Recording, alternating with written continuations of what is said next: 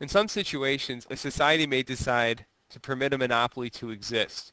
They would do that because the monopoly itself provides an essential good or service, like a public utility company providing water.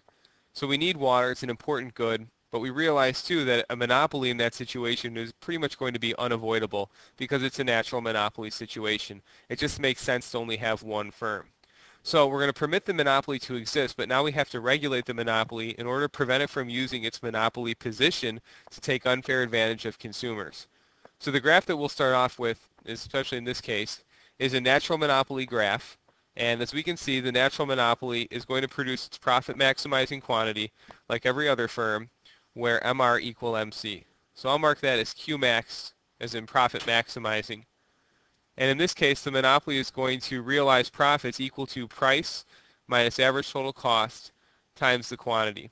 So we can see that in this case, the monopoly is going to earn a profit. Profits are equal to price minus average total cost, again, times the quantity of units produced, which would be Qmax.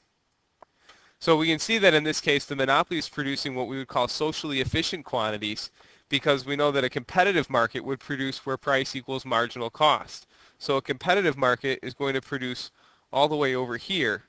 The monopoly, of course, restricts output and raises price in order to maximize profits.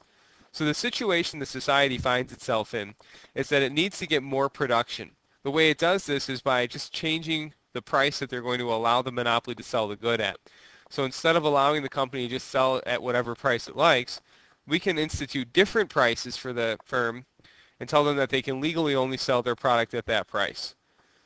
In this case, if we force the price all the way down to marginal cost, the monopoly would produce the socially efficient quantity. So we call this marginal cost pricing. So we will control their price and lower it, make the legally maximum allowable price equal to marginal cost, and then the monopoly will produce this larger quantity. We call this the socially efficient quantity because it's essentially where supply equals demand, knowing that in a competitive market, the supply curve would be equal to marginal cost. In this situation, though, we have a problem, and that's that the monopoly would be losing money. And we know that firms that lose money don't stay in business very long. This firm's losses would equal, once again, price minus average total cost times the quantity, except in this case it equals a loss and not a profit. If this firm is going to stay in business in the long run, we're going to have to subsidize it in order to give the firm a reason to continue to produce. The subsidy would have to be at least as great as the loss. Another possibility is to allow the monopoly to break even. So we could allow them to charge a slightly higher price than that socially efficient price. We could allow them to charge the break-even price. That would put us here, and the monopoly would then produce this quantity, and I'll call that the fair return price, sometimes called the break-even price.